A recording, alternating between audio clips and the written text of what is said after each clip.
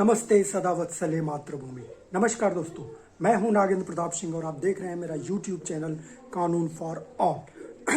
दोस्तों, इस YouTube channel के माध्यम से हम लोग विधि शास्त्र से संबंधित छोटी छोटी लेकिन मोटी बातों पर चर्चा और परिचर्चा करते हैं, जिसमें ज़्यादातर आदरणीय सर्वोच्च न्यायालय और आदरणीय उच्च न्यायालयों के द्वारा पारित किए गए आदेशों का ऑब्जर्वेशन भी सम्मिलित रहता है।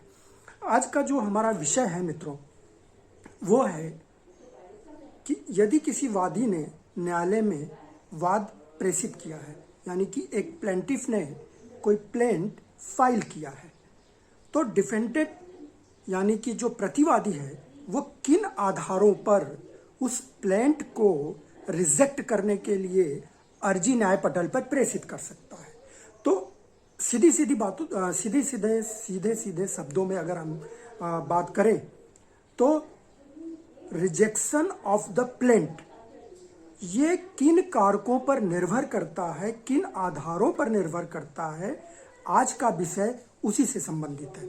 तो मित्रों, यहाँ पे हमने अगर यदि वाद की बात की है, प्लेंट की बात की है और प्लेंटिफ की बात की है, तो निसंदेह ये सिविल प्रोसीजर कोड से संबंधित मामला है, यानी दीवानी प्रक्रिया संहिता 1908 के अंतर्गत दिए गए प्रावधानों से संबंधित है। तो चलिए देखते हैं कि दीवानी प्रक्रिया संहिता की कौन सी धारा या कौन से आदेश के तहत रिजेक्शन ऑफ द प्लेंट्स यानी कि वाद के रद्दीकरण के लिए आधार प्रदान किए गए हैं प्रावधानों के अनुसार। तो मित्रों, ऑर्डर 7 रूल 11 ये नाम आपने बहुत सुना होगा। किसी भी वकील के माध्यम से आपने सिविल सूट के बारे में चर्चा और परिचर्चा करते वक्त ऑर्डर 7 रूल 11 के बारे में अवश्य ही सुना होगा। अभी जो ज्ञानवापी मंदिर का जो वाद न्यायालय में दाखिल किया गया था, उसमें भी मुस्लिम पक्ष की ओर से आदेश 7 नियम 11 के तहत एक अर्जी न्याय पटल पर प्रेषित की गई थी और ये प्रार्थना किया गया था कि इस वाद को रद्द किया जाए, क्योंकि ये वर्शिप एक्ट की अमुक धारा के अंतर्गत बार है, निषेध है, ये फाइल नहीं किया जा सकता। तो चलिए हम देखते हैं कि आदेश 7 नियम 11 के अंतर्गत वो कौन कौन से प्रावधान हैं जिनके आधार पे हम वाद के रद्दीकरण का आदेश प्राप्त कर सकते हैं आदरणीय न्यायालय से। तो मित्रों, ऑर्डर 7 रूल 11 को 6 भागों में बांटा गया है। तो सबसे पहला भाग इस वीडियो के माध्यम से हम सबसे पहले वाले भाग पर चर्चा और परिचर्चा करेंगे, और वो है कॉज ऑफ एक्शन। तो ऑर्डर 7 रूल 11A क्या कहता है? The plaint shall be rejected where it does not disclose a cause of action, यानी कि किसी प्लेंटिफ के द्वारा फाइल किए गए प्लेंट में यदि कॉज ऑफ एक्शन नहीं दिखाई देता है तो उस प्लेंट को रिजेक्ट किया जा सकता है ऑर्डर 7 रूल 11A के तहत। अब इस प्रावधान को समझने के लिए हमें कॉज ऑफ एक्शन समझना पड़ेगा। जैसे मान लीजिए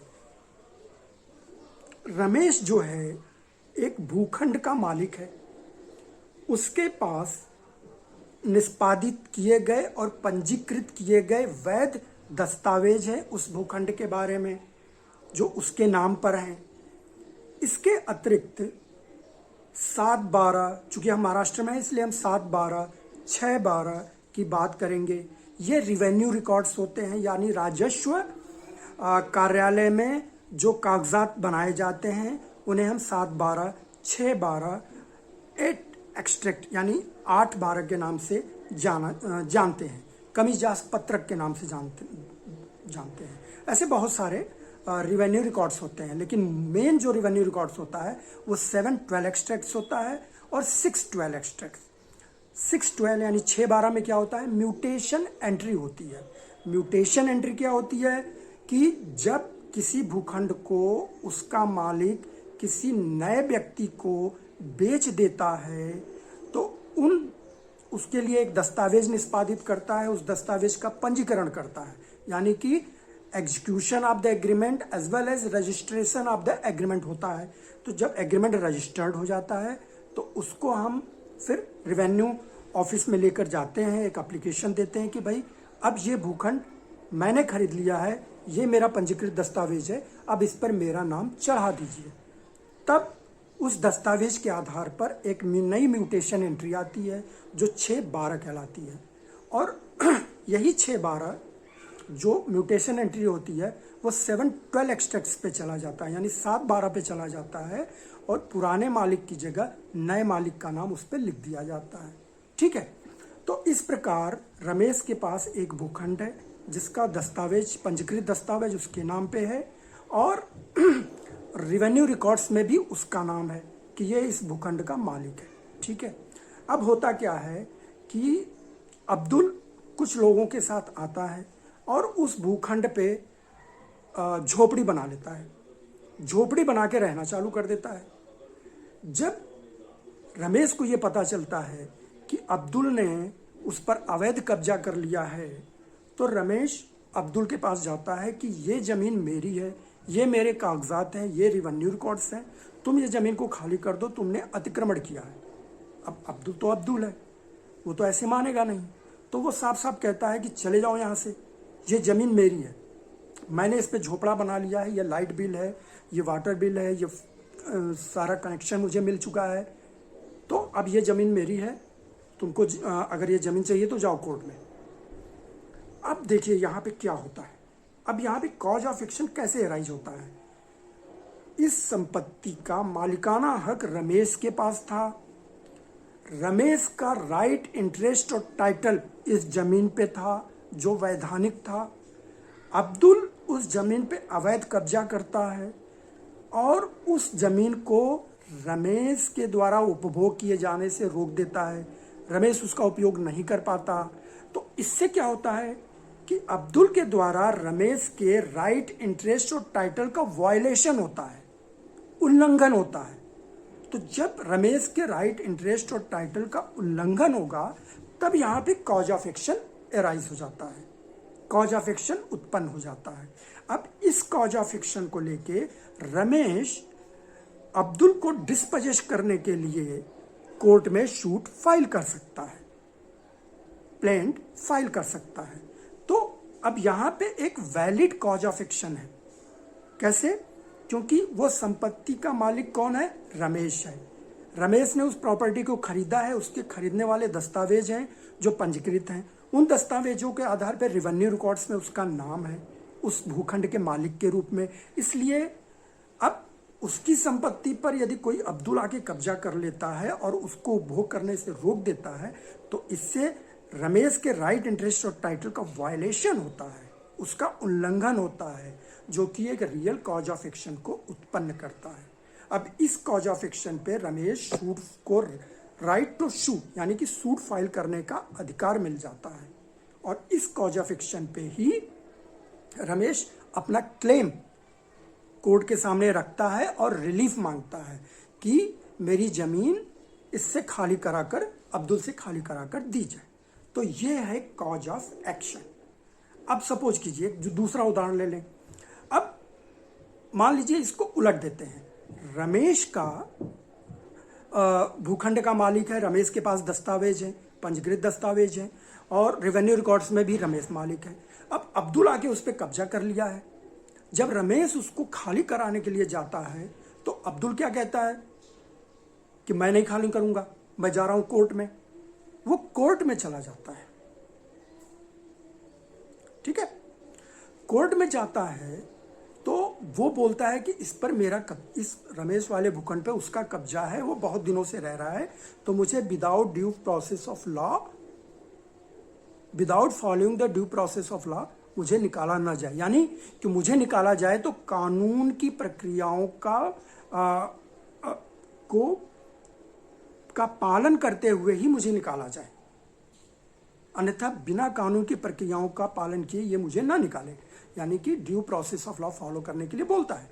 अब इसमें क्या करता है कि जो प्रॉपर्टी होती है उसका वो गलत डिस्क्रिप्शन दे देता है, वर्णन कर देता है। अब्दुल को तो पता नहीं है कि इस प्रॉपर्टी का भूखंड का नंबर क्या है, इसका प्लॉट नंबर क्या है, सेक्टर नंबर क्या है, विलेज क्या है। वो तो आया, कब्जा करके बैठ गया, लेकिन उसका प्रॉपर डिस्क्रिप्शन नहीं है। अब जब सूट फाइल करता है तो जो वो डिस्क्रिप्शन देता है प्रॉपर्टी का, वो प्रॉपर्टी तो इसकी है ही नहीं जहां पे वो कब्जा करके बैठा है। तो इससे क्या हुआ कि जिस प्रॉपर्टी पे तुम अब कब्जा करके बैठे हो और चाहते हो कि तुम्हें वहां से कानून की प्रक्रिया का पालन करते हुए हटाया जाए, उस प्रॉपर्टी की जगह तुमने कोई और प्रॉपर्टी का डिस्क्रिप्शन दे दिया। तो मामला क्या हुआ कि कॉज ऑफ एक्शन यहां पे नहीं हुआ, क्योंकि सूट का जो विषय है वो कोई और प्रॉपर्टी है और आपको क्लेम किसी और प्रॉपर्टी पे चाहिए। तो यहां पे कॉज ऑफ एक्शन आपका नहीं होता है। जब कॉज ऑफ एक्शन नहीं होता है तो इस सूट को, इस प्लेंट को रिजेक्ट किया जा सकता है। तो मित्रों, यही है कि यदि प्रॉपर कॉज ऑफ एक्शन नहीं है तो सूट प्लेंट को ऑर्डर 7 रूल 11A के तहत रिजेक्ट किया जा सकता है ऑनरेबल कोर्ट के द्वारा। यदि ऑनरेबल कोर्ट को, यानी कि माननीय न्यायालय को यह समाधान हो जाता है कि जो भी प्लेंट में अवरमेंट्स दिए गए हैं उनके आधार पे कोई भी कॉज ऑफ एक्शन नहीं बनता है, यानी कि सूट फाइल करने का कोई कारण नहीं दिखता है, जो क्लेम किया गया है, जो अनुतोष मांगा गया है उसको देने का कोई कारण नहीं है, युक्त कारण, तो उस सूट को रिजेक्ट किया जा सकता है। दोस्तों, कॉज ऑफ एक्शन को बहुत तरीके से डिफाइन किया गया है। मैंने तो एक छोटा सा आपको उदाहरण दिया। मैंने डिस्क्रिप्शन बॉक्स में बहुत सारे साइटेशन दिए हुए हैं जो कॉज ऑफ एक्शन को डिफाइन करते हैं, कॉज ऑफ एक्शन को बताते हैं। आप उन डिस्क्रिप्शन की सहायता से कॉज ऑफ एक्शन को समझ सकते हैं। तो ऑर्डर 7 रूल 11A, यदि प्लेंट में कॉज ऑफ एक्शन नहीं दिखाई देता है तो प्लेंट को रिजेक्ट किया जा सकता है। तो मित्रों, इस वीडियो में इतना ही। आप ऑर्डर 7 रूल 11 को सूक्ष्मता से अध्ययन करिए, उसका विश्लेषण करिए और उसके पश्चात उसको क्रियान्वित करने की कोशिश करें। तब तक के लिए नमस्कार, जय हिंद।